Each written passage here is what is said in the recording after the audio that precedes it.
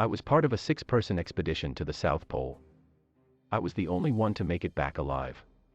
Part 2. I went on a skiing expedition to the South Pole with 4 friends and an experienced guide. Things didn't exactly go to plan. If you're confused, you should start at the beginning link. Lena sat down in the snow, her breath coming in panicked gasps. David and Jake stood paralyzed, staring at Katie's frozen form. I grabbed our guide by the shoulders, turning him to face me. "What the duck? Leaf," I shouted. "How did this happen? What the hell is going on?" Leaf looked at me. His face was like carven rock, but I could see a gleam of fear in his eyes. "I don't know," he replied, almost whispering. "But we must return. We have to get out of here." "What? And leave Katie behind?" said David incredulously. "You can't be serious. There is nothing we can do for her. She is dead. We have no pickaxes to dig her out. And even if we did, what would we do then?" Leaf was somehow remaining calm. "We need to return. Whatever is happening out here, we must escape it. We must go back to Hercules Inlet." "What is happening here?" yelled Jake, his anger flaring up. "Who? What did that to Katie?" Leaf looked at him. "I don't know," he said finally. "I am as scared as you, Jake. But if we wish to survive, you have to listen to me. We have to turn back. Now." A shocked silence fell on our group. Slowly, we picked ourselves up and headed back to camp. David stayed the longest, looking down at Katie's frozen form through the ice. I put my arm around him and led him away. As we packed up and prepared to leave, my eyes kept returning to that damning stone circle. It seemed even closer than before, mocking us, threatening us. We set out in mournful silence. The weather, fair for the last 3 days, was taking a turn for the worse. Snow and wind began gaining in strength. Finally, Leaf stopped the group.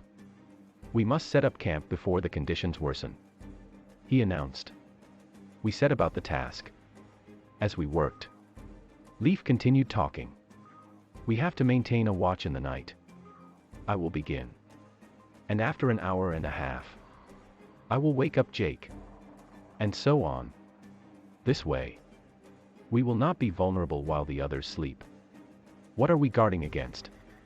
said David, his voice low. "I thought this place was abandoned. Antarctica has never been truly settled." "No," Leaf replied. "Only scientists and tourists come here. I believe during World War II, the Germans briefly established a base on the coast. But that is all." I couldn't help but notice he had cleverly evaded David's question. We erected our tents in dejected silence, everyone occupied with their own morbid imaginations and fears. As I settled into rest, I could hear Leaf's footsteps outside the tent as he paced back and forth, keeping watch. My guard duty was not up for another 3 hours. I lay thinking about Katie, forever where we had found her, frozen in the ground. I couldn't get her face out of my mind. At least she had died in her sleep. Eventually, I fell into a slumber from pure exhaustion. I woke some time later. I could tell it had been far longer than 3 hours. I was feeling far too rested for it to have been such a short time. Climbing out of the tent, I saw Leaf. He was sitting in the center of the camp with his back to me and his hood up. "Leaf, everything all right?" I said. No answer. My heart began beating harder. "Leaf," I called out again, praying for an answer. He remained silent. Slowly, I walked over to his sitting form. He didn't move an inch. I put a hand on his shoulder and turned him around. The others ran out of their tents as my scream tore them from their slumber.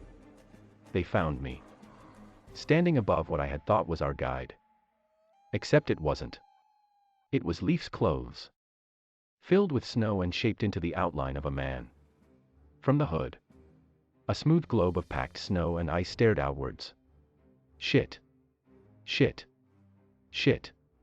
Oh, duck. Oh, shouted Lena, turning away from the figure.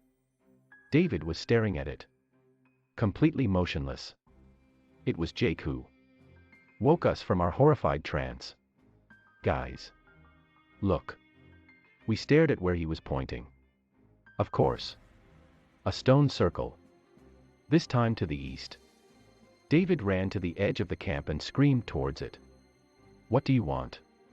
He yelled. What do you want from us? I rushed over to him. Lena behind me. We put our hands around him and gently led him back to the camp. We have to keep moving, Jake said firmly, assuming command through force of will.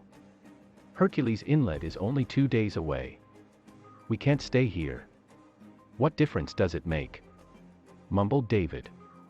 We have to keep moving, repeated Jake, his voice firm. We won't achieve anything by staying here. We broke camp and set out. David was visibly lagging behind, his eyes blank. He was in shock. I took turns with Lena, the two of us making sure that he kept moving and trying to take his mind off the situation with conversation, while Lena was in the back of our group with him. I went next to Jake. David's falling apart. Man. I whispered to him. I don't know how long he'll hold it together, or what we'll do if he collapses. Jake looked at me. I could see the resolve in his eyes, so barely holding him together. In that brief moment, I truly admired his willpower. It's 2 days to Hercules Inlet, he said. If we just keep moving, we'll make it there. David will keep it together, he'll have to. And if he doesn't, we'll think of something. No one gets left behind. Jake turned and pressed onwards, our conversation clearly at an end. We pushed on. The loathsome stone circle had now abandoned all rules of logic and space. It moved seemingly randomly, always on the horizon but never shifting in a way consistent with our movement. I grew to hate the sight of it. Somehow, I had no doubt it was connected to everything that had happened to our group. By the time we stopped to make camp, David had recovered somewhat. He was still distant and brooding, but I hoped he would be all right for the time being. We quickly agreed there was no point in standing guard over the camp. Whatever had happened to Leaf, it had happened while he was on watch, and he hadn't even managed to raise the alarm. We had a strange, naive sense of security while we stayed in our tents, like children hiding under their blankets at night. Even so, falling asleep was hard. The ever-present terror and foreboding, the fear of being taken next. It was hours until exhaustion finally put me to sleep. I dreamed that night. A horrible nightmare. Someone was opening the front of my tent. I lay in terror, holding my breath. The zipper went down. A grasping hand grabbed my legs and pulled me, kicking and screaming, into the snow outside. A dark, hooded figure stood above me. It reached down with gloved hands, going for my neck. I flailed wildly about, searching for a weapon. My hand tightened around a skiing stick, lying in the snow. I lashed forward, driving it like a spear into the figure's throat. Blood spouted out. It gurgled horribly. I woke. I could immediately tell something had happened in the night. Lena was crying outside. Low, heaving sobs. Jake was comforting her, silently, dejectedly. I climbed outside. David. Jake nodded grimly. Gone from his tent. Footprints. Yes. Where do they lead? Instead of answering, Jake pointed, gesturing behind me. I knew what I would see, but cursed loudly anyway when I saw the damned stone circle in the distance behind me. It was a lot closer than before, about a mile away. We should go check it, Jake said. Although I could tell he didn't expect to find anything good. He may still be alive. We didn't break camp before setting out. I think there was a slight hope shared among us. That if we hurried, we would find David. That he would somehow be alive. As we approached the circle, we could see something was lying on the central slab. I gestured to Jake and Lena to wait. Stay here. I'll check it out. They didn't argue. I walked into the circle cautiously and approached the central slab. I almost vomited when I saw what was on it. David. Covered in blood. It was running away through the 4 grooves on it. A frozen trickle leading to the 4 corners of the stone on which he lay. His throat was speared through by a ski stick. My ski stick. I retched, gasping for air. I couldn't have done this. I had been sleeping. Had I? Was it a dream? Was I sleeping? I stumbled back to the others. Lena saw my expression, and her face fell. David. Is he dead? I said hoarsely. I wish we had cried. I wish we had mourned our dead friend like people should. But no tears would come. No deep sorrow. Only an emptiness inside our souls. I think that we were all too numb, too shocked, to process the situation enough for an actual reaction. Some leftover survival instincts or self-preservation force kept us moving. We packed up our tents and left. It was some 4 hours into the journey when Jake stopped us.